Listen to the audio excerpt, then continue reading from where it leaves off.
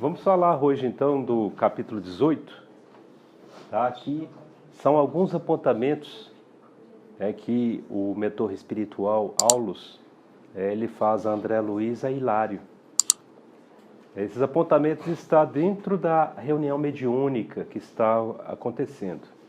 A gente só rememorando um pouco o capítulo 17, que é o serviço de paz, nós estamos lembrados que falamos um pouco sobre o magnetismo espiritual e o magnetismo humano, também muitas vezes citado pela doutrina como o magnetismo animal. São a emissão de energias que são ministradas junto com a espiritualidade maior em várias situações, entre os quais até o tratamento da saúde espiritual e a saúde do corpo material. E vários outros atendimentos dentro do serviço do passe. Então esse foi o capítulo 17. Dentro ainda da reunião mediúnica, ocorre muitas vezes ou simultâneo ou no final, que são alguns apontamentos que é feito pela espiritualidade.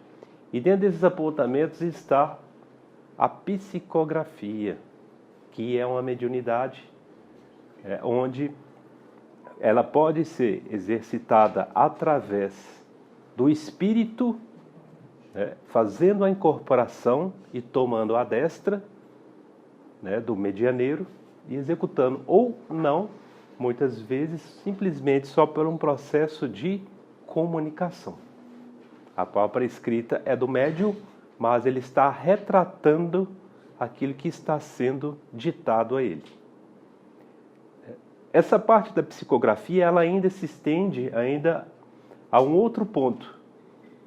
A psicografia ela pode ser exercida também, muitas vezes, isso ocorreu com a Ivone do Amaral Pereira, quando ela descreve o livro Memórias de um Suicida. Foi tão amplo o trabalho que há um determinado momento em que ela se desloca para o Vale dos Suicidas e aí ela retrata aquilo que realmente ela vivenciou, presenciou ali. Então a psicografia, como todas as mediunidades, ela não se caracteriza só por um determinado tipo de manifestação. À medida que o medianeiro ele vai se desenvolver nas suas habilidades, ele favorece esse processo de comunicação entre o mundo espiritual e o mundo físico. Ele pode, à medida que ele vai se elevando moralmente e estudando, adquirindo conhecimentos, ele vai desenvolvendo essa mediunidade, onde ele pode virar realmente um grande receptor de comunicações do mundo espiritual. E muitas vezes a grande distância, mentores espirituais, da própria colônia espiritual a qual se encontram, pode, por processos de transmissão de mensagens telepáticas, passar a mensagem para o medianeiro. Desse capítulo 18, então tem alguns apontamentos que é realizado, e nós vamos falar aqui de um ponto que está no Livro dos Espíritos, na questão 886, que qual o sentido da palavra caridade como a entendia Jesus. A resposta que os Espíritos nos trazem, e foi colocada pelo Allan Kardec, é benevolência para com todos e indulgência para com as imperfeições alheias. Perdão das ofensas. E o comentário de Kardec. O amor e a caridade são o complemento da lei de justiça, porque amar ao próximo é fazer-lhe todo o bem possível que desejaríamos que nos fosse feito. Tal é o sentido das palavras de Jesus. Amai-vos uns aos outros como irmãos. Por que nós estamos chamando a atenção para esse ponto aqui? Porque a essência principal e o sentido da casa espírita e da mediunidade é a caridade. É o ponto principal. Então nós vamos ver e sentir Em várias reuniões mediúnicas, pessoas desalentadas, pessoas muitas vezes desamparadas, incrédulas, à procura de um amparo. Muitas vezes já transitaram até por outros credos religiosos, mas não encontrando ali um lenitivo, não encontrando um sentido, não encontrando paz, não encontrando às vezes uma orientação. Então esse ponto é muito importante. Eu quero chamar a atenção de todos nós, e eu me incluo nisso também, e eu vou falar sobre a reunião talvez de sábado, porque é uma reunião onde aparecem mais pessoas que não são frequentadores já assíduos da casa, mas serve para todas as reuniões. Nós ficarmos atentos àqueles que estão vindo à casa, fazer um acolhimento, uma receptividade. Nós não sabemos o que se passa dentro do coração daquele ente. E aí está a questão da caridade. Nós não sabemos o que ele busca, quais são as aflições, quais são os conflitos. Então, o primeiro passo é acolhimento, diálogo. Mesmo que a gente talvez não tenha um tempo grande para exercê-lo, mas vocês podem ter certeza, nós passamos por isso. Esses pequenos segundos de um bom acolhimento já nos traz um lenitivo de paz, de receptividade. Fala que me receberam diferente. Procurar saber quem eu sou. Olharam para mim, sorriram para mim. Porque realmente é muito desagradável, já é difícil quando a gente chega num ambiente pela primeira vez, não conhecendo ninguém. E se ninguém não nos dar atenção, saímos muitas vezes até desalentados, encabrunhados. O sentido da casa espírita, da mediunidade é caridade. Nós não estamos aqui para fazer julgamentos. Jamais. Independente, mesmo que conheçamos as atitudes e as condutas daquela pessoa, não nos cabe tomar nenhuma decisão. Cabe a nós simplesmente fazer o acolhimento. Isto é caridade. Nós sabemos que há várias pessoas, muitas vezes, adentram a casa espírita somente em busca de um passe magnético e às vezes até pede o táxi lá fora para esperar, que vai ser rápido. Mas não cabe a nós julgar. Vamos exercer a nossa atividade, vamos dar o passe, vamos dar atenção, vamos emanar amor. Se a pessoa, a conduta dela não nos cabe julgar. Jesus, que foi e é o espírito de maior autoridade que encarnou neste planeta, ele jamais julgou, ele jamais condenou. Todos conhecem a passagem de Maria de Magdala. Então não nos cabe jamais julgar ninguém.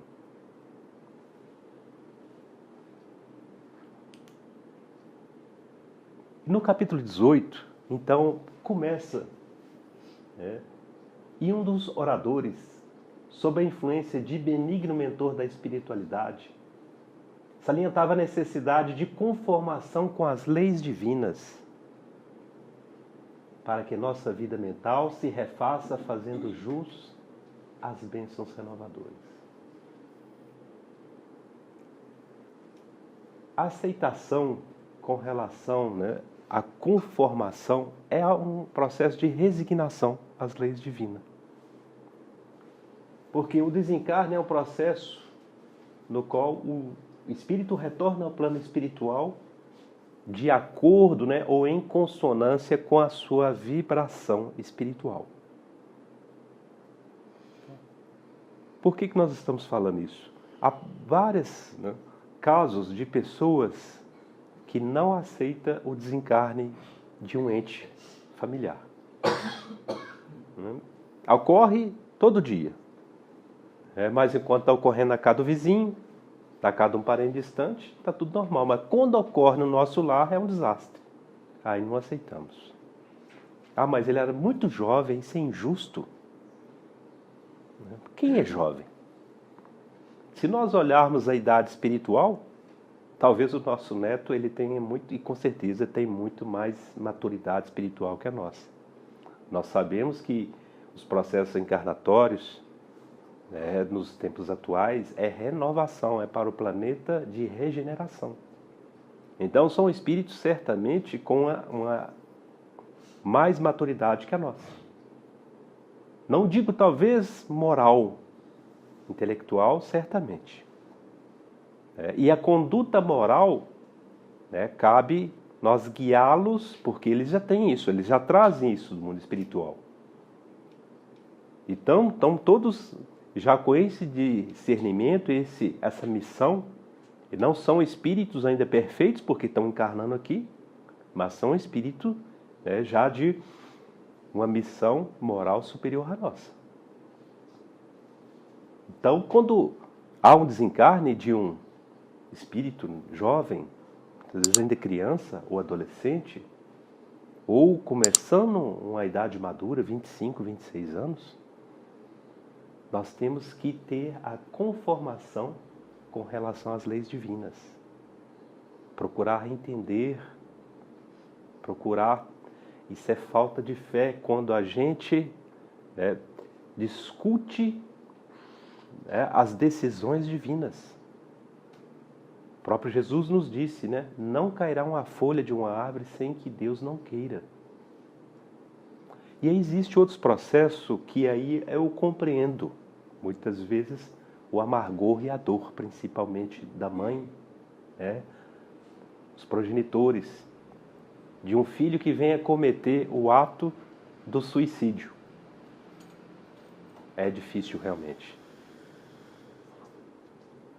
O processo de resignação, de aceitação, quando é por um acidente ou por o acometimento de uma doença grave, ele é mais fácil trabalhar. Mas o suicídio, ele é um ato brutal. É um ato de covardia. Porque aquele que o comete, grande parte, não podemos dizer, né, que são 100%, mas grande parte dos suicidas são altamente egoístas. Só pensaram nele. Não pensaram nos entes queridos, como eles ficariam, né, com a sua atitude. Quais as consequências, o rastro, né, de destruição que deixa. Até mesmo naqueles que nem são dos laços de família. No ambiente de trabalho ficam todos desalentados, acabrunhados, entristecidos. São energias, né, destrutivas, deletérias mesmo. Então é compreensível realmente a dor de uma mãe, de um pai, com um filho que comete tal ato. E é dentro disso que a casa espírita ela tem que estar, né, de portas abertas, né, para fazer esse acolhimento a essa mãe, a esse pai e até a esse espírito, claro, porque a essência da casa espírita, a essência do médium é a caridade. Então essa questão colocada pelo Allan Kardec no Livro dos Espíritos faz com que fortaleçamos ainda mais a nossa atitude perante, né, espíritas que somos.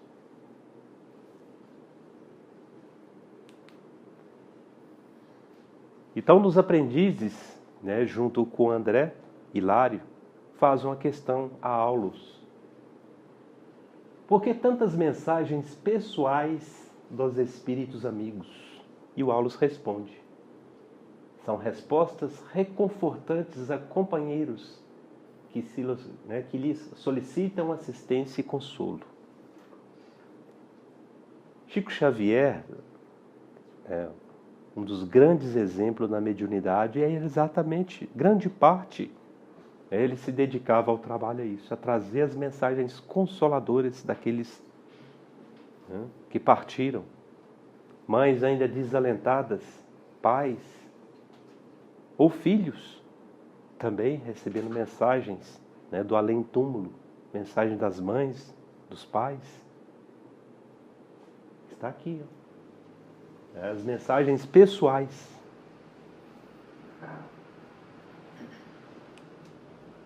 E essas respostas, continuou meu colega, traduzem equação definitiva para os problemas que expõe?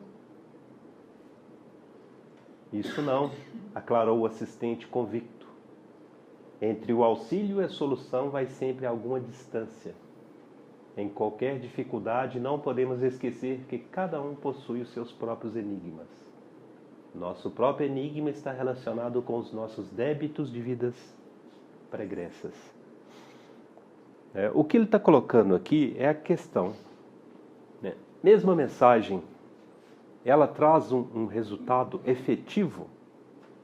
Para alguns sim, outros não. Há muitos que ainda, mesmo recebendo aquela mensagem, ainda duvidam. Falar, isso é coisa do médium. Está vendo ali, são palavras, são expressões que é natural só daquele que partiu. E ainda a pessoa coloca em dúvida. Igual São Tomé. Ainda precisa de ver, de ter a questão material à frente para poder acreditar. E às vezes não basta uma carta, uma mensagem. Querem a palavra falada. Muitas vezes insistindo com a espiritualidade, que querem uma manifestação com expressão de voz. É falta de fé. Mas nem por isso a espiritualidade deixa de amparar. Agora, a receptividade daquilo que se pede, o alcance vai estar dentro do equilíbrio moral. Tem que ter merecimento. Se aquilo é simplesmente por curiosidade, ou simplesmente para querer assistir manifestações, pesquisa muitas vezes, quero ver se realmente a voz dele vai mudar. Pode saber, não vai acontecer nada. Os espíritos superiores, até para proteger o espírito, que já partiu, nem o trazem.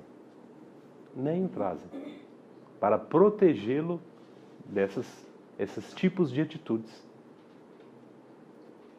Agora, aquela atitude realmente de amor, de caridade, aquela que está orando, pedindo inclusive que o irmão ou filho, ou ente querido que partiu, ele seja acolhido pela espiritualidade maior, terá um consolo.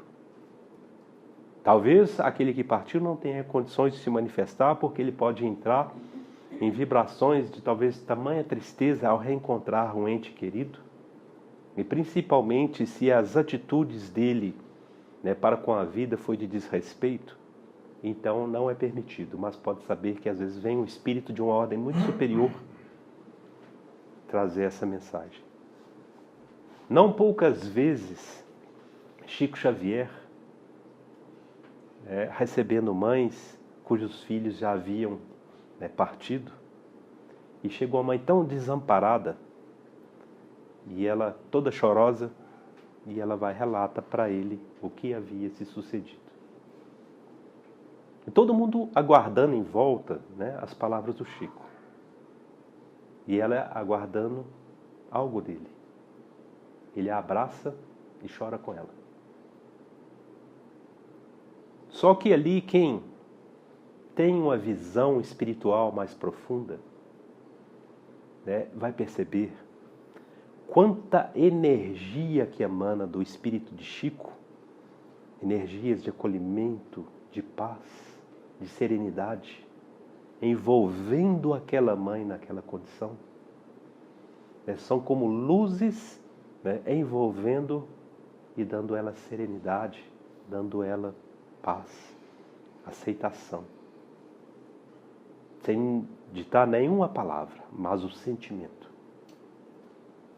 É muito natural, nós vamos perceber isso em espíritos superiores. São poucas palavras às vezes, mas o que sai dele é muito superior. As doações, o sentimento puro sentimento de espírito superior. Faz com que serene todo o ambiente. Faz com que aquele que está em sofrimento até se acalme. E continua ainda uma questão. Hilário, né, questiona, se é assim, por que motivo o intercâmbio? Ele está questionando o seguinte, se há muitos ainda que não conseguem ter nenhum proveito, por que a espiritualidade perde o tempo? Ele quer dizer isso. Por que motivo os espíritos ainda ficam perdendo tempo com aqueles ainda que duvidam da mensagem que está recebendo, com a psicografia? Então ele questiona, por que motivo o intercâmbio? Se os desencarnados não podem oferecer uma conclusão pacífica aos tormentos dos irmãos que ainda se demoram na carne? Por que a porta aberta entre eles e nós? Não te esqueças a resposta do Aulus, do impositivo da cooperação na estrada de cada ser, é a caridade. Não questionam sobre as nossas dúvidas, sobre a nossa... É como uma criança, nós somos como criança para eles. Aquela criança que faz as perguntas, muitas vezes mais infantis, porque sem conhecimento, porque ainda ignoram, né? São ignorantes porque ignoram o conhecimento, não auriram esse conhecimento. E é assim que eles não veem, né? Com muito acolhimento, com muito amor, com caridade. Por isso que eles ainda insistem em continuar trabalhando com nós. Alguns deles até, inclusive, foram nossos mentores quando, no mundo espiritual, quando nos preparávamos para a nova vestimenta desse corpo de carne. Só foram orientadores e tomaram afinidade conosco e pediram muitas vezes permissão aos espíritos superiores para que pudessem nos acompanhar durante essa jornada, né, encarnatória nossa. Ninguém vive só, é o que o Aulus ainda complementa. Então nós não estamos só, nós não estamos jamais desamparados. Mesmo que entre os encarnados nós sintamos-nos abandonados por amigos, por familiares, estamos com os nossos mentores. Estamos com aqueles, né, que trabalharam muito pela nossa reencarnação. Então os pretensos mortos precisam amparar os companheiros em estágio na matéria densa. Porquanto, em grande número, são compelidos a novos mergulhos na experiência carnal. É da lei que a sabedoria socorra a ignorância, que os melhores ajudem os menos bons. Então aí resume tudo um pouco daquilo que eu estava explicando. O nosso aprendizado, vocês vão perceber, ele se torna... Existe, vamos falar, 3 fases basicamente de aprendizado. É essa que nós estamos vivenciando aqui agora, em que vocês, né, estão escutando aquilo que eu passo em oratória, e vocês vão absorver desse aprendizado 10%. Quem lê o livro, mais uns 40%, mais os 10%, 50%. Há um aprendizado de 50%. Com a leitura do livro, mais aqui a palestra. Agora, se vocês pegarem esse aprendizado e colocarem em prática, ou tentarem explicar, estudarem para transmitir esse conhecimento, vocês alcançam 100% do aprendizado. Então, se aprende mais quando se ensina e quando se pratica. A prática, é exercer o conhecimento adquirido. É isso que os espíritos superiores, né, não se ousarem de fazer. É a prática. Estão em trabalho contínuo e incessante conosco. Muitos deles estão exercendo o quê? Em plenitude? A paciência. Haja paciência para trabalhar com a gente, né? A teimosia, né? Tá cometendo o mesmo erro. Lá vai lá auxílio, lá vai. Né? Nós estamos chamando a atenção dele, estamos fazendo ele sentir, né, o mal-estar, mas já vai. Paciência. Eles estão, né, são espíritos, né, que já estão no estágio superior ao nosso. Alguns deles ainda estão, né, refinando ali a paciência. Então estão trabalhando com a gente. Tem que ter paciência para trabalhar com os encarnados, né? E como nós também, nós vamos aprendendo, e é isso que nós temos que acolher de aprendizado. São aqueles irmãos que adentram a casa espírita, vem, melhora, toma, é como medicamento, toma medicamento 2, 3 dias, só que o medicamento é pro ano todo. Aí melhora, sempre melhora. Ah, hoje eu vou pra festa, não vou lá pra casa espírita, não. Tem esse churrasco, né, João? Esse churrasco, né? Não vou deixar participar da minha festa, não. Casa espírita tem todo sábado, né? Tem toda sexta-feira, toda quinta. Aí é uma semana que vem eu vou. Aí a recaída, né? Mas nós não estamos aqui para julgar. Nós estamos aqui para aprender e exercer que a caridade, ela não faz julgamentos. O irmão está voltando? É o filho pródigo. Nós somos os filhos pródigos. Cometemos erros, estamos retornando. E nós temos que aprender a fazer isso também. Acolher nosso irmão que estava distante. Nem pergunte o que se aconteceu, né? Vamos dar as boas-vindas. Que bom que retornou, fulano. Né? Sentimos tanta sua falta. E nós vamos começar a perceber e a sentir realmente falta dessas pessoas. Porque são material de nosso exercício, de nosso trabalho. E quando a gente estiver nessa essência, significa que o amor está aflorando realmente de nosso ser espiritual. Quando nós vemos o irmão ali tropeçando, cometendo vários erros e tudo, e nós ainda, naturalmente, sentir falta dele, muitas vezes ele sumiu. Vou direcionar uma prece para ele, vou pedir para que ele retorne. Vou ver se alguém tem um contato, vou tentar ligar para ele, ver o que ocorreu. Talvez o afastamento dele é por outros motivos, até pode ser uma doença, está acamado, está sem condições de vir à casa espírita. E aí às vezes a gente está fazendo julgamento, lá. Mal melhorou, sumiu da casa espírita, nem vem mais. E às vezes a pessoa está, às vezes até internada no hospital, não sabemos. Então por isso que é jamais julgar. Está vendo? Pode ser uma condição dessa e a gente está fazendo pré-julgamento. Os homens cooperando com os espíritos esclarecidos e benevolentes atraem simpatias preciosas para a vida espiritual. E as entidades amigas, auxiliando os reencarnados, estarão construindo facilidades para o dia de amanhã, quando de volta à vida terrestre. O que quer dizer aqui? À medida que nós nos dedicarmos à nossa mediunidade, que a essência da mediunidade é a prática da caridade. Não se pratica caridade se não tem amor. Como é que você vai praticar caridade se não tem amor? Então, quando se pratica caridade, é fortalecimento do amor, das bases do amor. Nós vamos, é colocado ali pelo espiritual, nós vamos então aurindo simpatias no mundo espiritual. Por que aurindo simpatias? Os espíritos sabem com quem pode contar. A nossa assiduidade, a nossa pontualidade aos trabalhos dentro da casa espírita faz com que a gente consiga aurir simpatias. O que é essa simpatia? Ele pode contar com a gente. A Olga está assídua lá na reunião, então vamos levar esses irmãos, porque podemos contar com ela.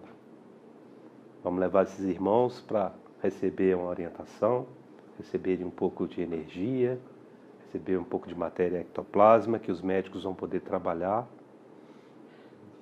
Agora, imagina, Silo, não podemos contar com ele não, a gente não sabe se ele vai. Às vezes ele por qualquer motivo, ele deixa de ir na reunião. Então, melhor não levar, porque se a gente leva esses espíritos que estão necessitados, e aí chega, ele não está, todo um trabalho perdido. Vamos arranjar outro trabalhador. Então, a nossa seriedade com os trabalhos é que vai aurir essa simpatia dos espíritos. Entretanto, colocando-me na situação da criatura vulgar, recordo-me de que no mundo habituamo-nos a esperar do céu uma solução decisiva e absoluta para inúmeros problemas que se nos deparam. Às vezes, comodismo, né? A gente acha que as coisas... eu vou fazer uma prece aqui, mas tudo vai se resolver, né? De achar que os espíritos de trabalho me ajudem. Se eu não ajudar, não tem condição, não. Eles pouco podem nos fazer. Depende do nosso esforço. O recebimento daquilo que aurimos, daquilo que desejamos, depende de nós. Quando nós desejamos algo ardentemente e trabalhamos para isso, Og Mandino até fala, o universo conspira a seu favor. Não materializa-se aquilo que mentalizamos, aquilo que planejamos, e se a gente trabalha ferrenhamente para aquilo, vai acontecer. Nós não estamos falando aqui de riqueza, não, porque nós somos seres espirituais e protegidos. Se a riqueza ela vier, porque tem uma missão. Mas se ela não vier, pode saber, porque nós estamos sendo protegidos. É porque ela é para não vir mesmo. Duas coisas, que inclusive Divaldo fala, comenta sobre isso, o Chico também falou. Duas provações muito difíceis para o encarnado. Riqueza e beleza física. São dois atributos que, se não tiver um equilíbrio espiritual muito forte, pode levar à decadência.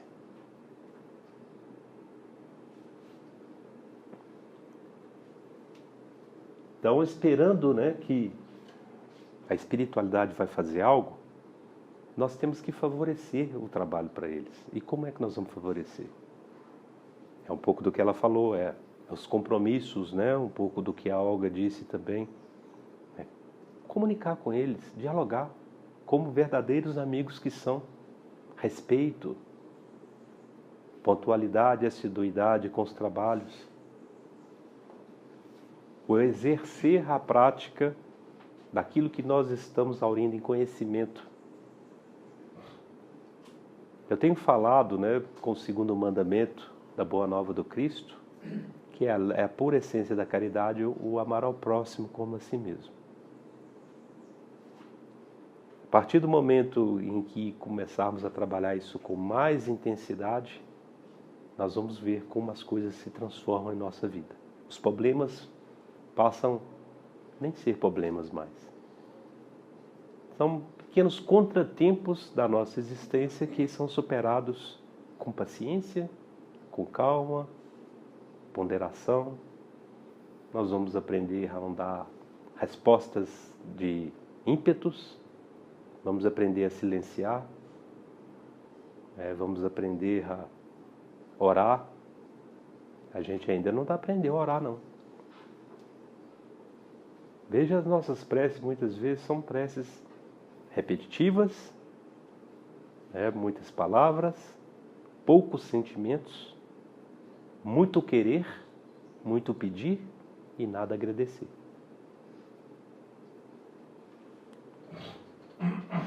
Semelhante atitude, porém, coloca o Aulus, acentuou o orientador, decorre da antiga viciação mental do planeta. Para a maior clareza do assunto, rememoremos a exemplificação do Divino Mestre. A viciação mental que ele está colocando aqui é a esperar tudo. Até isso já vem milenar pelas próprias situações do próprio credo religioso, que abraçamos durante longo tempo. aquelas culturas ortodoxas.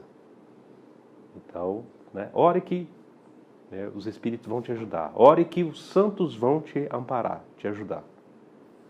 Faze oferendas para os santos. Mas qual a oferenda maior que eles precisam de nós? Qual a oferenda que eles esperam de nós? Não é nem o sacrifício. Nem o sacrifício nosso do próprio jejum. Ele pode ser interessante o jejum? Sim. Pode ser. Não estamos falando que não deva fazer o jejum. Mas mais que o jejum, talvez colocar em conflito o nosso próprio organismo físico. Por que não, então, vamos fazer um outro exercício? Vamos ver onde é que eu posso trabalhar o amor e a caridade. Não é a caridade material, não. Nós sabemos que essa talvez seja a mais fácil de todas. Basta pegar alguma coisa e sair distribuindo. É a caridade moral, a caridade do acolhimento, do respeito. Então, talvez essa é a oferenda que eles esperam de nós. Ele coloca aqui, então, como exemplificação de Jesus, o governador espiritual do mundo, auxiliou a doentes e aflitos sem retirá-lo das questões fundamentais que lhes diziam respeito. E assim a gente pode fazer também.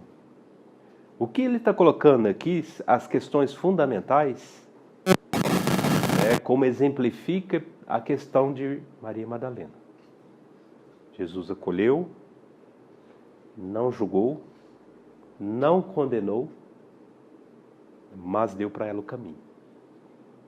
Agora, as questões fundamentais que ela iria colher, em função dos desatinos, ela teve que colher. Ele não retira isso. E ela supera com o quê? Com fé. Então ela já impedida de poder gerar filhos, mas ela abraça os filhos do mundo. Crianças, idosos, leprosos, abriga todos no seu seio de amor. Falando das mensagens de Jesus, mostrando que existe um mundo espiritual que nos aguarda, que aquilo era passageiro. Ela fazia todo um acolhimento, toda uma eloquação de um mundo maior, que aquelas provações ali estavam assim para purificar os débitos pregressos, de erros pregressos. É isso que ela colocava para os irmãos, para eles terem paciência e saber esperar. Então está o exemplo de Magdala, Lázaro, não obstante ser retirado do túmulo, mas também mostra para ele que o desafio da morte ele haveria de enfrentar ainda.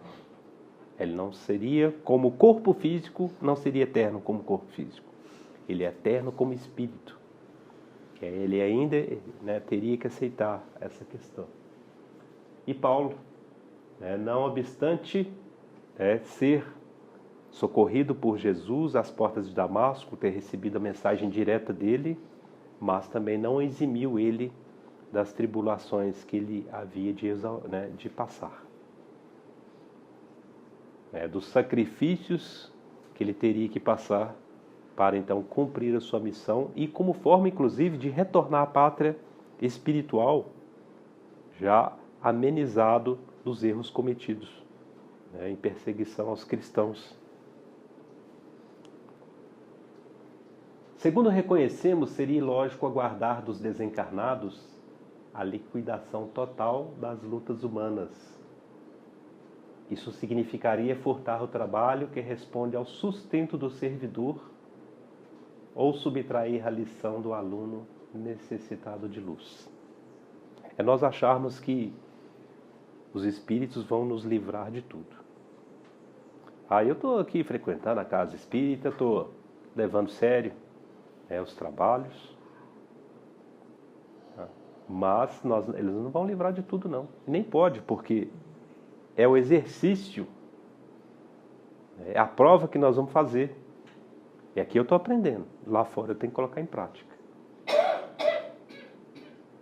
seja com ser encarnado e desencarnado, Então, quando eu passo, né, no nosso campo mental, nós podemos receber sugestões positivas, como recebendo nossos mentores, podemos receber sugestões negativas. E onde vem essa sugestão negativa? Ocorre uma tribulação, algo desagradável. Tomei uma fechada no trânsito, quase bati o carro. Se eu abrir meu campo mental, deixar que ali se transforme um pouco de ódio, mágoa, é a porta aberta para sugestões. Vá atrás, pressiona ele, passa na frente, mete o pé no freio para ele passar a dificuldade. Cola nele. São sugestões que estão sendo colocadas, e se nós entrarmos nessa sintonia, então está aqui, ó. Não vamos aguardar, somos nós. Por que nós vamos esperar então que nossos mentores, né, nossos anjos guardiões, deu o exemplo do trânsito, mas em várias outras situações da nossa vida, né? É dentro do lar, né? É um parente, ou a esposa, ou o esposo, muitas vezes está exaltado. É o momento, nós vamos deixar, você vai perder essa disputa aí, vai deixar que fale mais alto que você? Fala alto também. Aí você começa a levar o tom da voz. Aí vira. Então nós não vamos achar que os espíritos vão estar nos ajudando, não, porque a gente não está ajudando eles. Como é que eles vão poder nos ajudar? Então não vão. Nós temos que, aí cabe o nosso trabalho. É o momento que nós temos que exercer aquilo que nós aprendemos aqui dentro. Se eu estou indo lá para fora e não estou levando nada de aprendizado, só aqui dentro, então está reprovado. Vai ter que repetir o ano. Repetir o ano é voltar a reencarnar de novo. É igual ocorre, né, com a pior coisa para o espírito, que é o espírito suicida, você sabe que é que ele tem que voltar, né? Na mesma prova. Ele foi reprovado, ele vai ter que voltar na mesma prova e ainda com a condição, trazendo as lesões do ato cometido.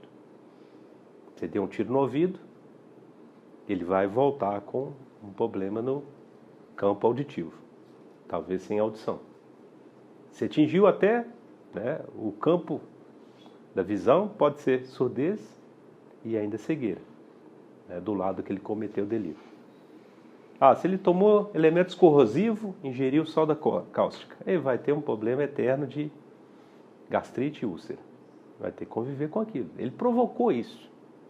Ele deixou as impressões ali no perispírito, né, no corpo astral dele.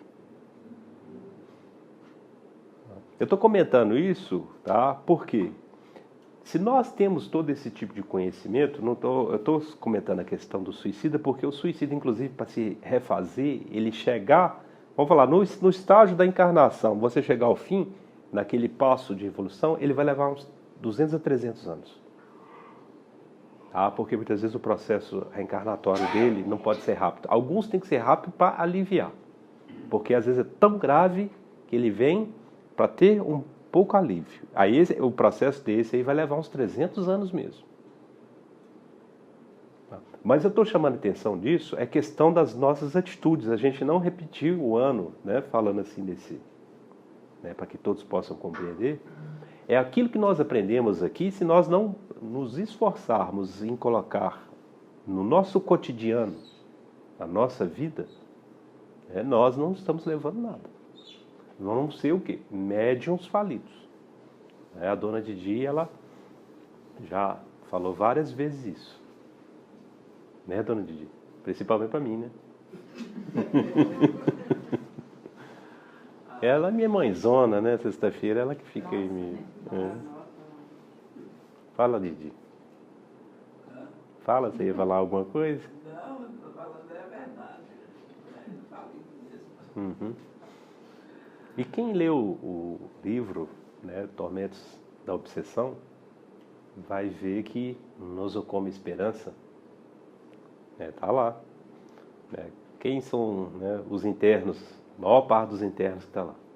Ex-espíritas. Espíritas falidos. Estão lá. Esqueceram da missão esqueceram do dom da mediunidade, que receberam como caridade divina para praticar a caridade, que é a essência da mediunidade, e não a fizeram. Então retorna para a pátria espiritual. Não, né? Quando tem merecimento, é internado no nosocomio esperança. Estão entendendo? Quando tem merecimento, ainda vai para o nosocomio esperança. Se não tiver, vai às vezes ficar, né, nos mundos de sofrimento, no umbral, nos vales. São João está preocupado. Estou preocupado disso. Desde que vocês começaram a falar de trans, que isso, que aquilo, a cabeça aqui começou a ferver. Estamos juntos. Então, eu coloquei para a gente refletir um pouco sobre isso. A reencarnação é aceita como lei natural que favorece a evolução do espírito.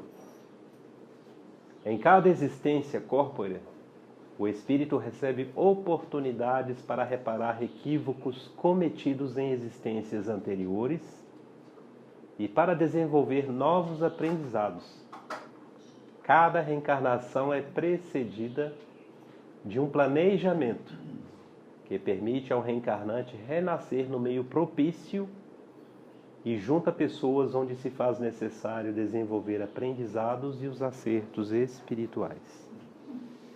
Tá?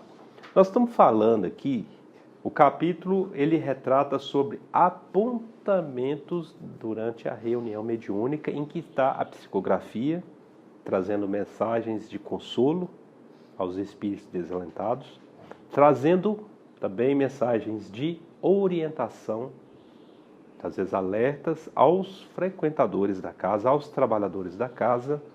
Mas por que eu estou colocando isso aqui? A questão da reencarnação, a existência corpórea, é os compromissos. Nós não podemos jamais nos esquecer dos compromissos que nós temos com o mundo espiritual. A nossa consciência, os espíritos superiores nos falam isso, a nossa consciência, muitos espíritos superiores que trabalham nos departamentos de reencarnação, eles respondendo, até uma das questões colocada pelo espírito, mas como é que o espírito encarnado ele vai saber da missão dele? Como é que ele vai saber qual é o compromisso que ele fez, que ele firmou aqui? Onde é que está isso nele? Quem vai falar isso para ele? Quem vai lembrar isso para ele? A consciência, exatamente. Nossa irmã aqui, lembrou bem, é a consciência. Olha que nós temos que ficar atento com relação, muitas vezes a gente não dá muito ouvido à nossa consciência. E ela está nos chamando a atenção o tempo todo. E quando não há essa consciência, pode surgir alguma coisa assim, tipo... Quando você comete um delito, pequeno que seja, você sente remorso. Remorso é a consciência. Está te mostrando que você... E ela já te avisava antes, não faça isso, tenha paciência. É aquele conflito interno que você fica. Eu não devia ter feito. Eu sabia que não podia fazer, e eu fiz. Eu sabia, tá vendo? Eu sabia que eu não podia ter feito. Aí a gente vai começar a delegar poder. Eu sabia que eu não podia ter respondido daquele jeito a minha irmã. Mas aí eu arrumo uma desculpa, Mas ela foi mal educada comigo. Ela me xingou. Mas eu sabia que eu não podia. Mas eu falei assim mesmo, fui à forra. Mas eu fui à forra, mas eu fico em sofrimento. Fico em dor. É a nossa consciência. Graças a Deus tem a consciência. É igual tem um colega nele falando, graças a Deus que a gente tem ressaca, porque senão a gente não parar de beber nunca. Mas é verdade. Analisando o que ele falou, é uma bênção divina, porque se não sente o mal-estar, então não há limite. É isso, esses limites, essa dor, a consciência nos chamando, é a nossa essência divina, que nos está chamando a atenção dos erros cometidos. Dos excessos praticados. Então, o exercício para a gente estar mais atento ao que a nossa consciência nos fala é praticar, então, a serenidade. Nós somos interpelados o tempo todo a dar uma resposta rápida. A responder rápido o que nós somos interpelados. A agir rápido. Calma, serena. É aquela história, né, Helena? Né? Enche a boca de água, né? Ou se não tem água, a gente saliva. Até pensar o que vai fazer. É melhor. Talvez a minha mente está um turbilhão de coisa horrível passando aqui. Né? Se colocasse, dava uma nuvem mais que preta, né? Mas deixa ela aqui. Daqui a pouco nós vamos jogar uma água nela, vai... Mas não deixar aqui isso externo. Esse é o exercício. É difícil, mas tem que ir praticando. É um aprendizado, igual o aluno. À medida que ele vai avançando, vai se passando questões mais complexas, mas ele vai tendo...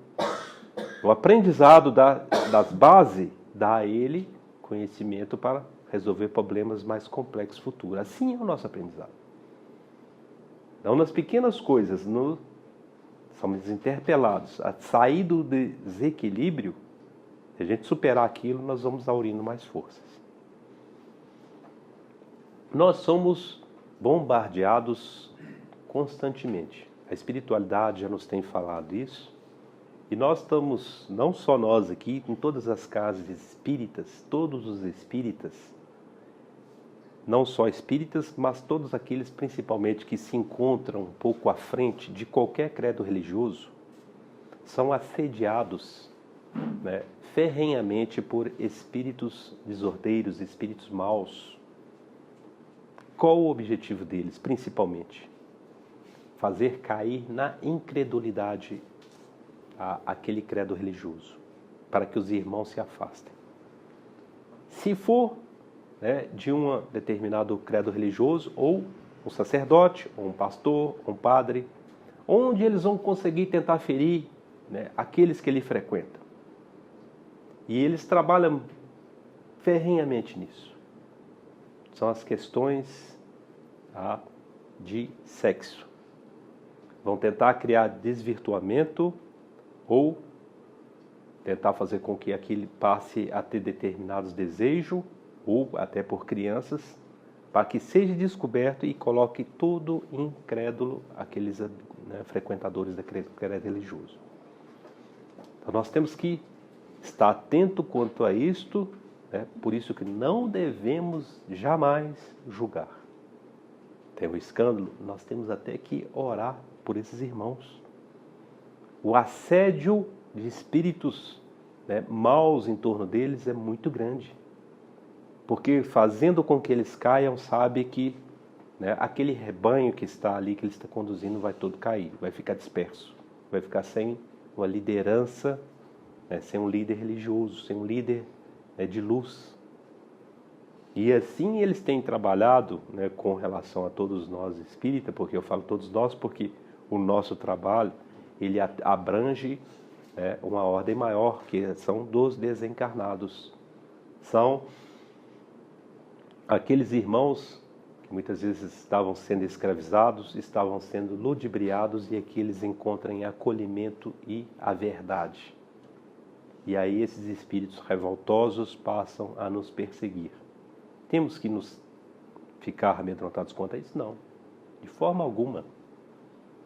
Nós temos que simplesmente ter a consciência que nós somos espíritos, né, em evolução, e se nós estivermos em vigilância, em prece, nós estamos sob proteção divina, pela nossa missão que nós estamos fazendo cumpri-la. Então é esse exercício da prática, principalmente a prática da caridade, o respeito e o amor ao próximo, é que nos vai fortalecer contra esses irmãos. Nós vamos criando uma determinada aura que eles não conseguem nem se aproximar. Para eles se torna como se fosse algo pestilento. É uma energia que eles... Não, deixa eu me afastar, porque eu cheguei ali perto da irmã Helena, não dá para ficar perto dela. Vamos embora. Essa casa aqui não dá para mim, não. É um clarão, a luz aqui me incomoda. Não dá, não. Vamos embora, gente. Vamos procurar outro lugar aí. Vamos procurar alguém que esteja com a vibração mais adequada que a nossa, com a nossa, e nós vamos entrar e fazer a farra. É isso. É assim que nós vamos conseguir proteger-nos e proteger também ao nosso lar. O nosso lar ele tem que ser tratado como um templo sagrado. Hoje mudou muito, mas se nós voltarmos, né, à nossa infância, nós vamos lembrar, né, qualquer credo religioso que a gente frequentasse, voz baixíssima, respeito, silêncio, um tom de voz baixo, não um tom de voz alto, de desrespeito. Conversar com futilidade lá fora. Lá era um momento... Nós temos que colocar o nosso lar nessa condição. Não é que não tem que haver o diálogo, tem que haver o diálogo, mas no tom de voz. Aquele que você escuta a sua voz já é o suficiente. Você não precisa levar a sua voz para que outro lá externo, o vizinho, escute, não. Você pode dialogar no tom de voz, se você escuta a sua voz, basta. Se o tom de voz, se eu também estiver muito alto, pode ser que você está com um problema auditivo. Aí é melhor você procurar um otorrino. Então é esse exercício que nós temos que começar a fazer. Palavras chulas, palavrões dentro do nosso lar, jamais. Jamais. Isso vira... André Luiz, ele cita isso nas obras, através da psicografia do Chico. Espíritos estavam passando pela rua, espíritos desordeiros, espíritos vândalos. Escuta numa casa um palavrão alto, em tom de raiva. O líder que estava na frente, opa, para, tem uma festa ali pra gente, vamos lá? Já imaginou o que vira a casa? Você abriu as portas, é como se os convidasse. Então ele comentando sobre, ainda, dentro da reunião mediúnica que está lá ocorrendo, ele fala, a essa altura, não longe de nós, simpática senhora, monologava em pensamento. Meu filho, se você não está morto, visite-me. Venha, estou morrendo de saudade, de angústia, fale-me alguma palavra pela qual nos entendamos. Se tudo não está acabado, aproxime-se da médium e comunique-se. É impossível que você não tenha piedade. É aquele caso que nós estávamos comentando, né?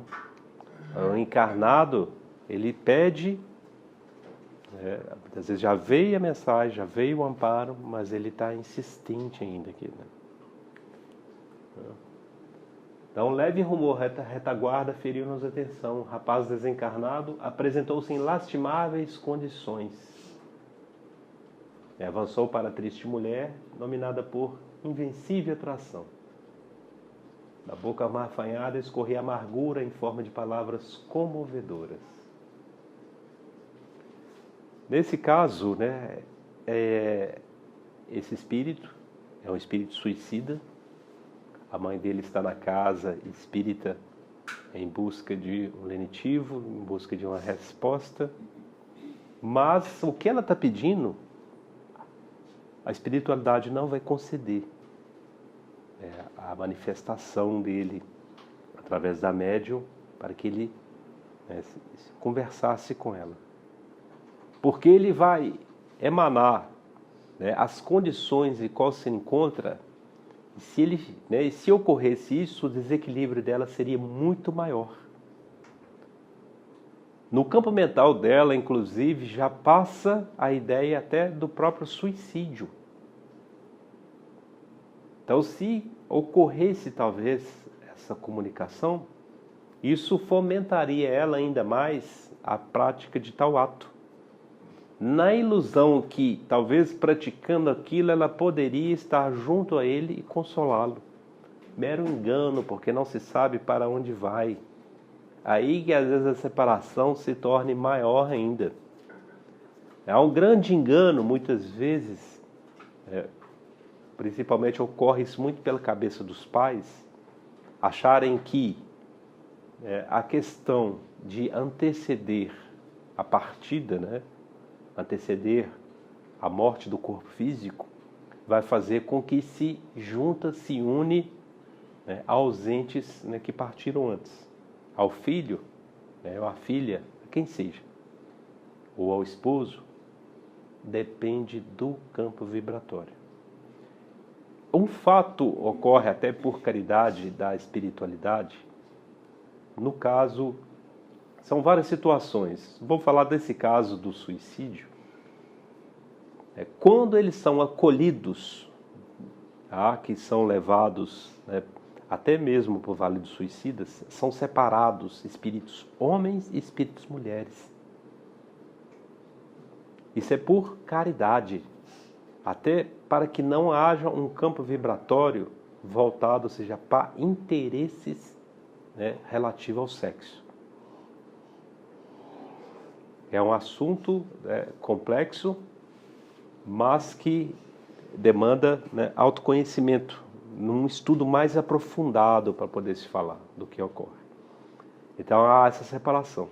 Quando esses espíritos já são acolhidos por Vale do Suicida, que para eles já é doloroso, mas é caridade. Porque quando não são assim, são espíritos que acabam sendo escravo na mão de espíritos das trevas. Para que eles usam esses espíritos suicidas? O espírito suicida, ele emana uma energia tão tóxica que, dependendo da condição, se ele for colocado ao lado de um recém-nascido, o recém-nascido pode desencarnar. A tal energia que ele emana. Se ele for colocado dentro de um lar, vai criar um campo vibratório de desequilíbrio muito grande. De quê? De tristeza, de angústia, depressão. Está ali. E quem faz isso? Esses espíritos trevosos pegam o espírito suicida e colocam ele ali. Fala, fica aí que, né, você tem que ficar aqui, você não pode sair. Nós vamos te dar aquilo que você precisa. Então muitas brigas, muitos assassinatos dentro dos lares pode ser também função disso. Pode ser. Agora, dependendo do credo religioso, o lar que há, né, um respeito às leis divinas, que é aurido de preces. Não estou nem falando que tem que frequentar um credo religioso, mas que é aurido de preces, de respeito. Esse espírito não vai achar o campo, ele vai ser acolhido. Porque você está criando um campo vibratório, né, de energias salutares, independente do seu credo religioso, ou até que você nem o tenha, mas se você tem respeito, se você aure seu lar em orações, em respeito, em amor ao próximo, esse espírito vai ter o acolhimento. Ele vai ser retirado dali. A espiritualidade não vai permitir que ele ali fique. Vai acolhê-lo e levá-lo, né, para um local seguro onde ele possa estar recebendo orientações. Compreende? Agora, se é um lar completamente em desequilíbrio, se não faz parte daquela família, nenhuma religião, simplesmente a vida é para levantar, trabalhar, curtir a vida, final de semana, festa, final de semana, muitas vezes até, o que ocorre, às vezes até vão separando, né? O esposo fala, ó, tô indo, tô saindo, tal, hoje vou jogar futebol com a turma, me espera para almoçar não tem hora para chegar não. Aí a esposa, se ela não tiver um equilíbrio, ela vai cair no mesmo caminho. Ela fala, ó, também vou sair, o lar está completamente esguarnecido. Esses casamentos que são, né, dessa linha, que não há um respeito às leis eternas. O que é o respeito à lei eterna? É respeitar até o próximo como a ti mesmo. Se eu estou com essa, né, minha companheira agora, né, gosto dela, amo ela, por que eu vou me levar a esse tipo de vida? Então, o respeito. Eu estou pensando só em mim, isso é egoísmo. Quando você coloca a sua condição como principal, é egoísmo. Você está pensando só em você. Não, eu quero jogar futebol, eu quero tomar cerveja, eu quero... Não tem hora para voltar para casa? Como assim? Isso é falta de respeito com o próximo. Já está violando o segundo mandamento da Boa Nova do Cristo. Se você não está pensando o que se passa pela cabeça, né, da sua esposa, você nem não quer nem saber o que ocorre pela cabeça dela, mas quais os planos dela? Fiquei o sábado todo fora. Chego exaurido, sem nenhuma energia. O que a espiritualidade nos está trazendo é isso. Então, Aulas, o que ele faz para socorrer e amparar essa mãe? Ele envolve ela em recursos magnéticos, com que a desventurada criatura, né, ela acaba, ou seja, sentindo um grande alívio. E em seguida ele aproveita todos os momentos para explicar e ensinar a André Luiz e a Hilário. Anotemos lá o caso dessa pobre mãe desarvorada. O filho suicidou-se há meses e ainda não consegue enforrar-se a flagelação íntima. Em sua devoção afetiva, reclama-lhe a manifestação pessoal sem saber o que pede, porque a chocante posição do rapaz constituir-lhe-ia pavoroso martírio. Qual mãe ficaria feliz vendo, né, um filho, né, em situações, né, sérias, precárias? Não vou nem falar ele desencarnado. Mas qual mãe ficaria feliz em encontrar um filho na sarjeta? Sendo que ela não trabalhou para aquilo. Não ficaria, né? Ficaria apavorada. Aqui é um pouco semelhante a isso, só com uma gravidade muito maior ainda. Não poderá desse modo recolher-lhe a palavra direta, entretanto, ao contato do trabalho espiritual que aqui se processa, incorporará energias novas para refazer-se gradualmente. Aí é a questão, né, da perseverança. Serve para todos nós, né, a perseverança. Os momentos de tribulações, de angústia, de dor que a gente passa, nós temos que ser perseverante no bem. Jamais esquecer da nossa missão, que é a prática do bem e a prática da caridade. Mesmo que eu esteja sem condições, mesmo que eu esteja acamado, eu posso doar alguma coisa, sempre há como doar. Eu posso doar uma prece, eu me refaço, me coloco em equilíbrio. Eu estou, por exemplo, eu estou acamado, estou doente, estou com uma doença gravíssima, não estou nem em casa, estou internado no hospital. Eu posso me restabelecer, faço uma oração a mim, pedindo a espiritualidade para me aurir energias. Não para, às vezes, retirar a doença, mas me aurir energias para que eu possa fazer algo útil. E aí eu posso fazer uma prece em gratidão àqueles que vão me visitar. Agradecer a presença deles. O que eu estou criando com isso? Estou criando um campo vibratório de afetividade e permissão que os espíritos superiores, né, vão me ajudar. Posso, às vezes, até alcançar a dádiva, a graça da cura daquela doença. Posso até retornar ao lar. E aí, se eu intensificar mais os trabalhos, aí realmente provou que eu tive o merecimento. E aí é onde a espiritualidade vai trabalhar mais intensamente. É aquele caso, eu estou aurindo afetividades no mundo espiritual, né, que nós estamos trabalhando junto. Eles podem contar comigo. E aí, como eles podem contar comigo, eles me ajudam. Muitas vezes, Pedro já, né, disse, né, a caridade cobrirá uma multidão de pecados. Mesmo que eu tenha muitos débitos, às vezes eu não vou pagar por eles agora porque eu estou em trabalho de ajuda, de caridade. Falei, então vamos esperar um pouco. Ele ia ficar em definitivo até o desencarne no hospital. Ele está tentando ajudar. Vamos deixar que ele saia do hospital, que aí ele vai poder trabalhar mais intensamente aqui fora, ajudando os irmãos necessitados. Não há nenhum interesse do mundo espiritual superior fazer com que a gente fique em pleno sofrimento. O sofrimento é para que nós trabalhemos o nosso campo mental como aprendizado. A dor é a conselheira, a nossa irmã de ensinamento. Não há nenhum interesse, né, do mundo superior em nos fazer sofrer. O interesse que eles querem nosso é que nós viremos parceiros, né, de trabalho do bem junto a eles. É onde, né, eu já comentei isso aqui uma vez, à medida que nós externarmos realmente a caridade em pura essência, em puro amor, aqueles que estão à nossa volta acabam ser beneficiários também. O porquê isso? Talvez não que eles tenham às vezes o merecimento, mas é para que a gente não desvie muitas vezes do trabalho. Às vezes um filho ele estaria para passar uma determinada dificuldade.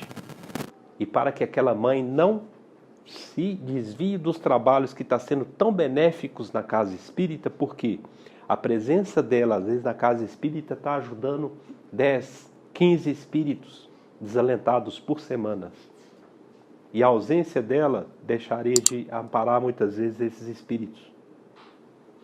E aí é onde o filho passa a ter uma prorrogação das leis. Ele vai colher. Por enquanto, não. Por enquanto, ele está sendo beneficiário por causa, né, do compromisso da mãe.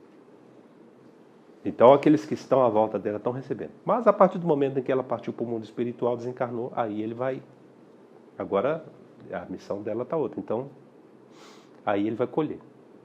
E evita, consequentemente, de ele até... É a conduta dele. Ele pode... Evitar ele de ficar... se ele, né, nós estamos dando um exemplo como ele, um ser que tem débitos, tem compromissos, né, de débitos de vidas pregressas ou da própria vida, que ele está levando. Em desrespeito, né, à própria vida dele, ele está cometendo determinadas atitudes. É muito notório isso, vocês vão observar que há vários lares que acabam se desfazer completamente quando partem os progenitores. Desencarnam pai e mãe. Aí parece que o lar desabou mesmo. Né?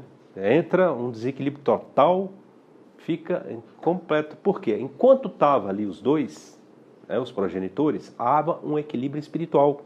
E para a proteção deles próprios, os outros eram beneficiários dessa luz que eles emanavam e o trabalho que eles exerciam em prol da espiritualidade.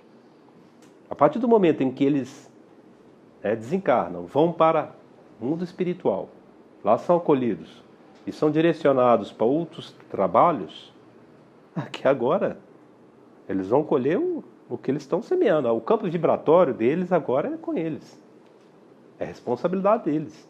Até então ali havia uma proteção em função da atitude e da conduta dos pais. Agora é com eles. Compreende, João? Então já vimos muitos exemplos assim, a partir do momento que desencarna, às vezes o pai ou a mãe, ou os dois, o lar acaba ficando em completo desequilíbrio. Empresas vão à falência, se desestrutura completamente. Com certeza. Mais uma vez. É exatamente isso que ocorre. Então aqui está mostrando o Espírito Aulos que o ser espiritual, né, a frequência é que nós adentrarmos a casa espírita, no caso dessa mãe, ela vai se sentir melhor. E se ela procurar, né, trabalhar, vir mais aurindo energias, a presença na casa espírita é isso, para que você possa, a um determinado momento, você está tão enfraquecido, você precisa de renovação de energia, precisa de ajuda. Por isso que o Aulos fala assim, nós não estamos só. Ninguém está só. Então é a hora que nós temos que procurar esse socorro, sim, procurar um amparo. E se nós respeitarmos, né, criarmos assiduidade, comprometimento, aí, no caso dessa mãe, ela pode chegar a um ponto até alcançar a comunicação direta com o filho. Na medida que o filho estiver em equilíbrio, ela também. Os dois têm que estar em equilíbrio. Ela pode ter alcançado o equilíbrio, mas o filho está tão desequilibrado, e se vier, iria jogar ela tudo por terra. Então tem que ir, vai trabalhando os dois juntos. E aí ela, né, trabalhando assiduamente dentro da casa, até pelo próprio filho, em preces, em trabalho de ajuda aos outros irmãos necessitados, isso vai favorecendo a ele. A mediunidade hoje é uma concessão do Senhor à humanidade em geral, considerando-se a madureza do entendimento humano à frente da vida. O fenômeno mediúnico não é novo. O fenômeno mediúnico é milenar. Jesus, o que ele exerce ali, em várias situações, é mediunidade. Então está colocando aqui como uma concessão à humanidade em geral. É concessão. Nós temos que ter atenção quanto a isso, a mediunidade. Se a mediunidade não for trabalhada, desenvolvida ardentemente em favor da paz, em favor da caridade, os dons mediúnicos vão perdendo. Aquilo que não se usa, tende-se... É igual o braço. Se a gente mobilizar um braço, né, Jacira? Mobilizar um braço, ficar sem, né? Não vou usar esse braço. Né? Faz essa experiência. Fica ali 2 meses sem usar o braço. Vai perder os movimentos, os músculos vão atrofiar. Aquilo que você não usa vai se atrofiando. Assim é a mediunidade, vai perdendo. Agora, aquilo que você exercita, né, e com cada vez mais valores e com mais respeito, né, vai se desenvolvendo cada vez mais. Então, é uma concessão. O espírito Eurípides Barçanufo, ele comenta, né, inclusive no atendimento a um dos espíritos, né, um dos espíritos da treva, e o espírito tenta ainda ludibriá-lo, tenta enaltecer a ele, mas o que você está fazendo é um bem muito grande. E ele falou, isso é permissão, isso não me pertence, é uma permissão divina, a permissão superior. Tudo que eu estou fazendo aqui é permissão. É só uma concessão que a espiritualidade maior que a mim está me concedendo nesse momento. Assim é a mediunidade, é uma concessão. Nós não temos ela por definitivo. Ela sempre é uma concessão, para que a gente trabalhe ela em amor e em caridade. A partir do momento em que a gente esquecer disso, nós vamos perder ela. Então, explicando sobre a mediunidade, Jesus a utilizou, ela restaurando enfermos, pacificando aflitos, conversando com a alma sofredora, que eram os espíritos, né, que vampirizavam aqueles obsidiados. E depois, né, em próprio comunicação com Ismael e também com Moisés, né, no Monte Tabor, em que eles se materializam, né, e Jesus conversa direto com Moisés. Então é mediunidade.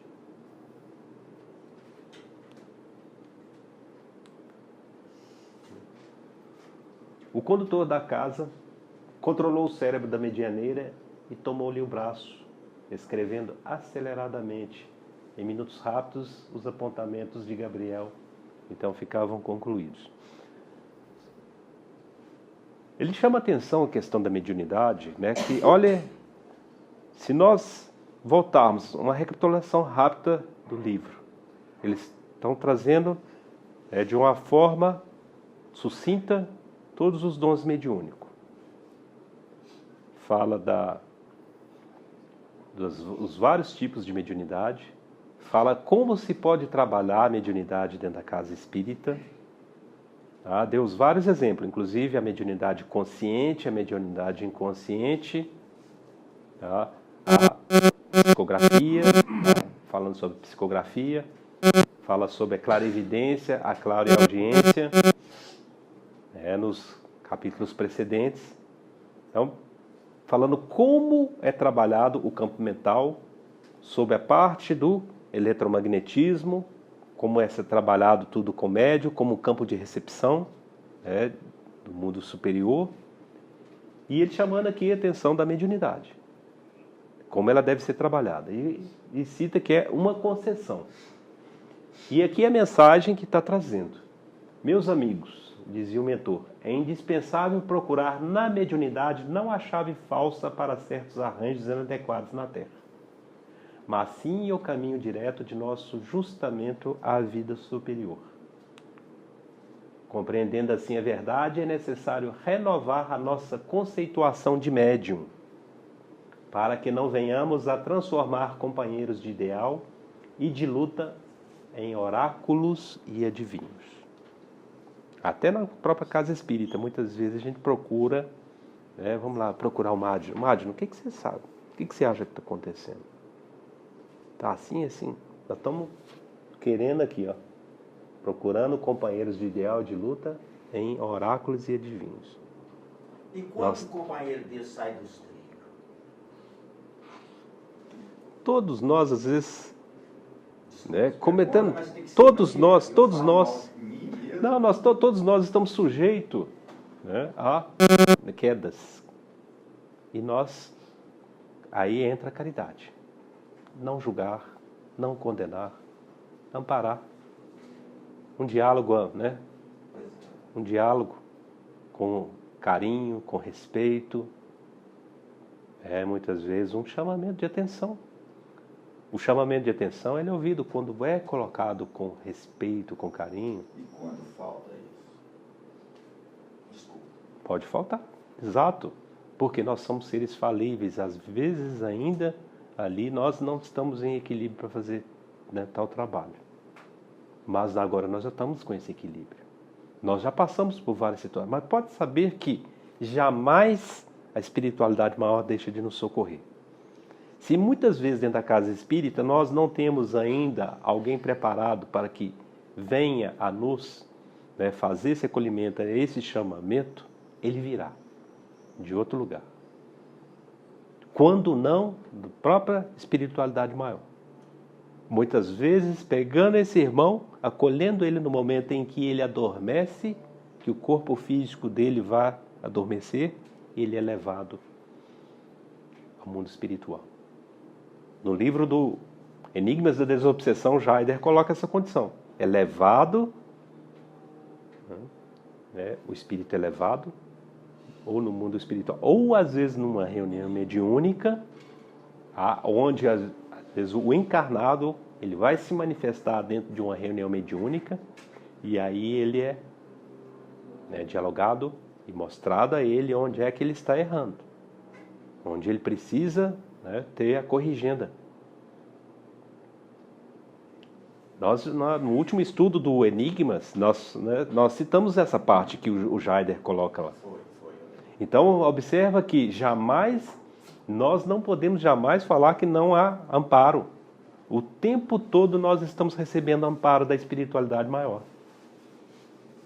O tempo todo. Basta a gente ficar atento à nossa mãe consciência, porque é onde está tudo retratado. A gente desperta, às vezes não tem a consciência clara do que se sucedeu durante o nosso sono noturno.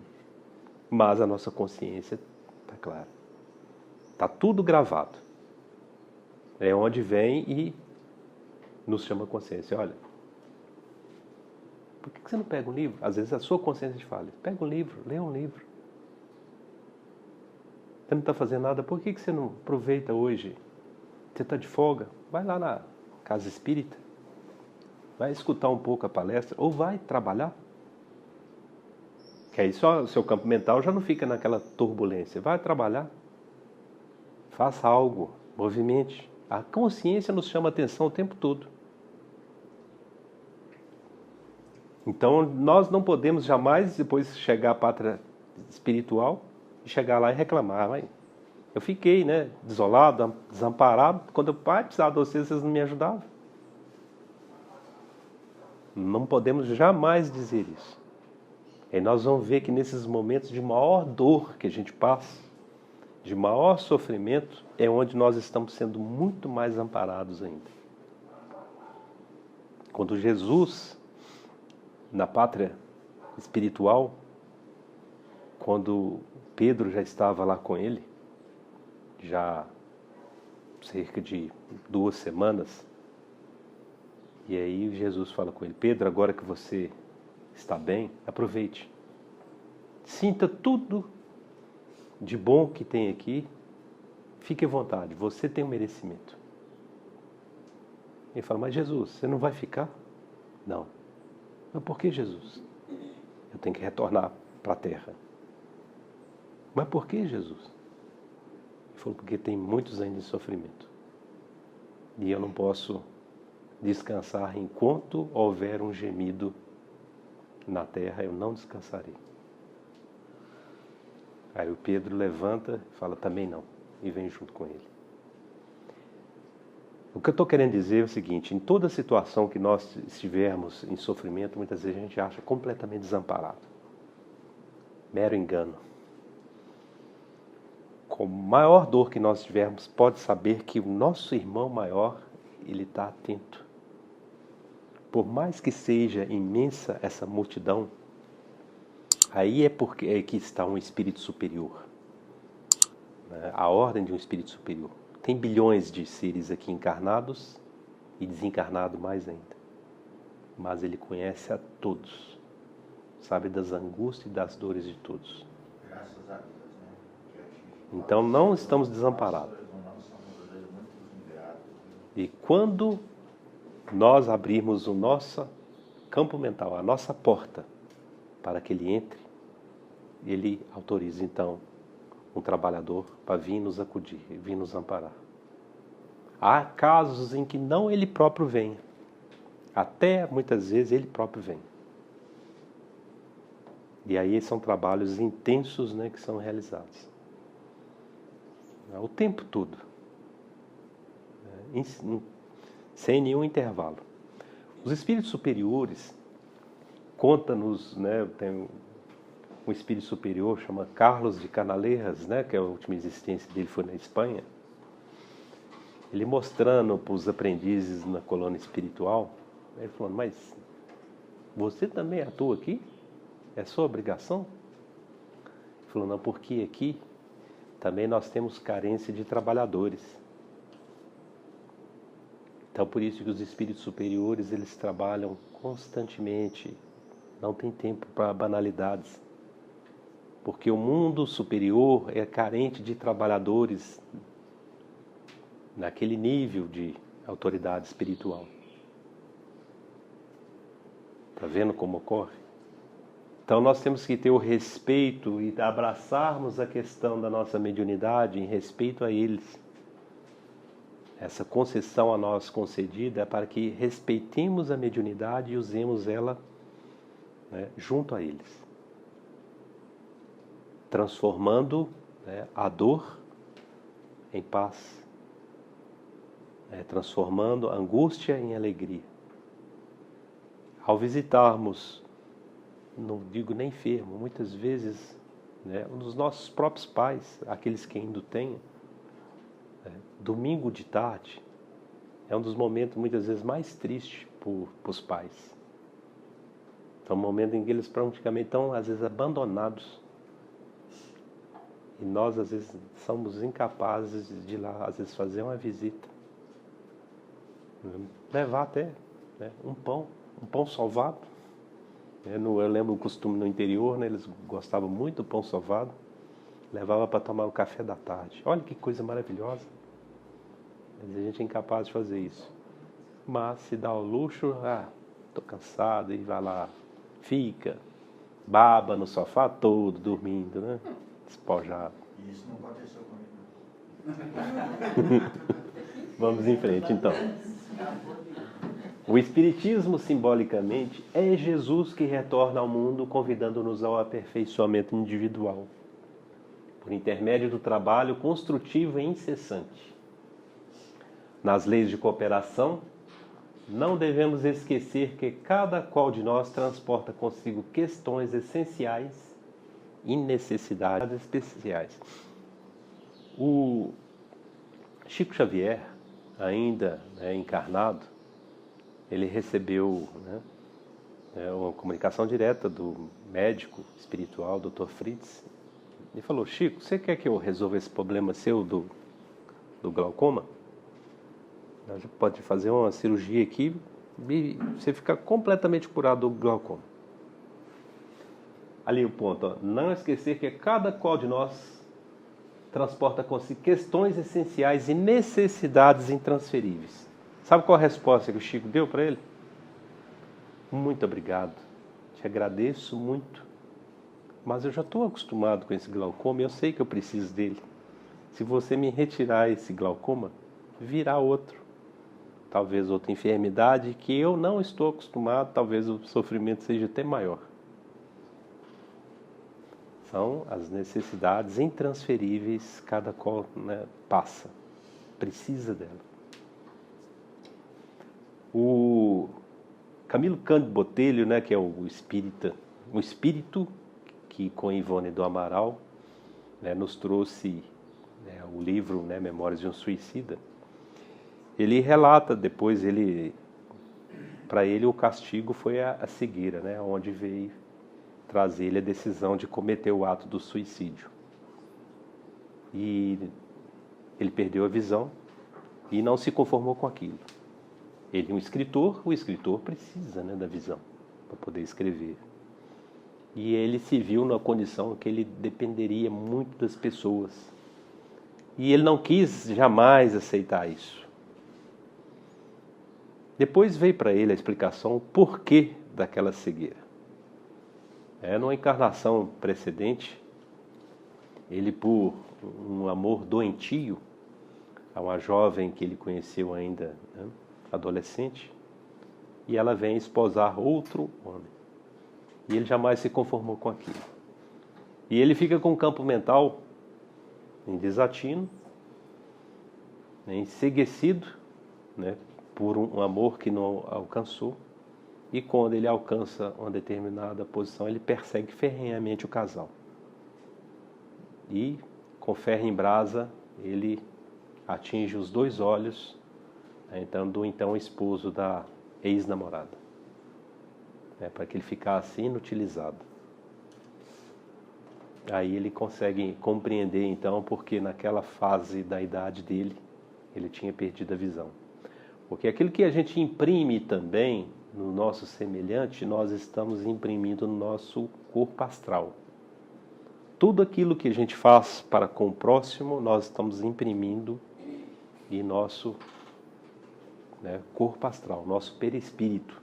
Vão deixando marcas. Não sei a questão do Chico qual foi, né, mas só para explicar essa questão aqui. Nós trazemos necessidades que são intransferíveis. Elas podem ser amenizadas à medida que, como diz o Pedro, o apóstolo Pedro, a caridade cobrirá uma multidão de pecados. E a concessão da mediunidade é isso. Nós temos débitos maiores que os demais.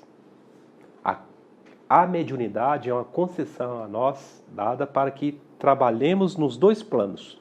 O plano do mundo dos encarnados e dos desencarnados, para trabalhar a caridade em primeira essência.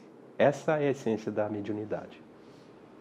Nós temos débitos e nós temos que trabalhar intensamente para desfazer dos débitos de vidas pregressas.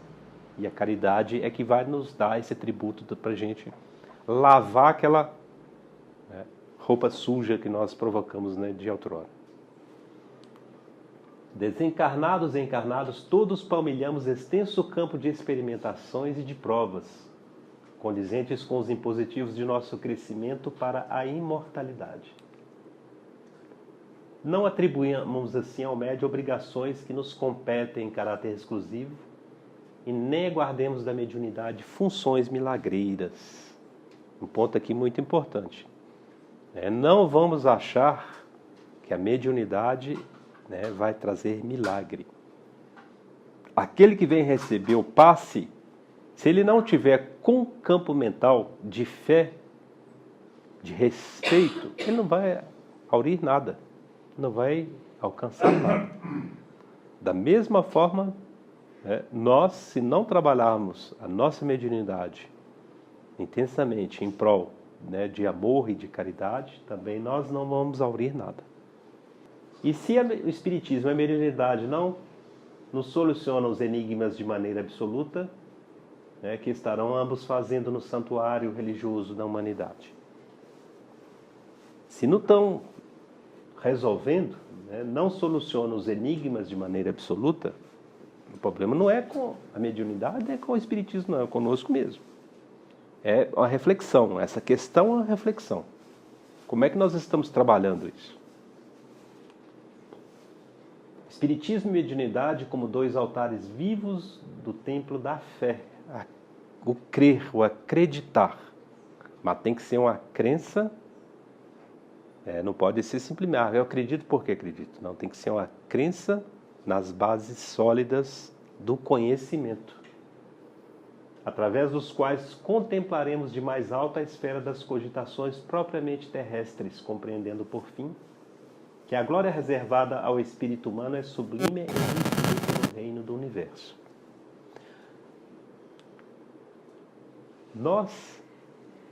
sabemos e sentimos, né, diretamente os benefícios. Não estou nem falando agora com relação à mediunidade, nem ao espiritismo, mas da prática da caridade. Nós somos os primeiros receptores, né, quando a doamos, a realizamos. Em várias, né, experiências de Chico Xavier, e são-nos retratadas, até pelo próprio Divaldo, ele mostra, né, o tanto, né, de benefício que a espiritualidade direcionava. O próprio espírito que recebia, né, ele direcionava para o Chico em energias de gratidão. Há o exemplo daquela senhora que precisava tomar o medicamento, mas não tinha dinheiro, e nem ele tinha. E com a receita, corta o papel em vários pequenos pedaços e ela ingere a receita, né, como medicamento. E ela acreditou tanto quando o Chico falou para ela fazer isso, ela teve a certeza absoluta que iria resolver o problema dela. E como resolve? E resolveu. Mas o que ela emana de energia, de gratidão para o Chico, que na hora que o Emmanuel fala para ele olhar e ver o que estava acontecendo, que ele olha, volta, a mente dele vira o corpo e olha para ela, aquele emanação de muitas luzes perfumadas, tudo indo na direção dele. É o amor. Né? Todos nós somos seres espirituais e temos a divindade dentro de nós. Nós temos essa capacidade e temos essa dádiva divina de poder fazer isso. Emanar essa luz benfazeja de amparo, de amor para com o próximo. E quando nós fazemos então a caridade, é isso que nós estamos colhendo. E é isso que faz com que, dentro do trabalho intenso, né, esse capítulo, esses apontamentos, é para nos chamar a atenção da nossa mediunidade. A nossa mediunidade, ela tem que ser trabalhada com carinho, com respeito e trabalhar intensamente a caridade. É o acolhimento àquele que está chegando a primeira vez na casa espírita, que mal sabe o que é o espiritismo. É jamais deixar ele ali desamparado. É aquele que tem 3 anos, 2 anos que não frequenta mais a casa, mas retornou. É igual o exemplo que a Jacira deu, da amiga que está lá. O que podemos fazer por ela? Vamos lembrar um dia aqui, antes do início, não, no momento do que iniciar a reunião, vamos fazer uma prece para essa irmã. É isso que a espiritualidade espera de nós. É isso que é o compromisso da mediunidade, junto ao espiritismo. Vamos então, chegamos ao fim. Alguma questão? Pergunta? Então vamos fazer a prece de encerramento.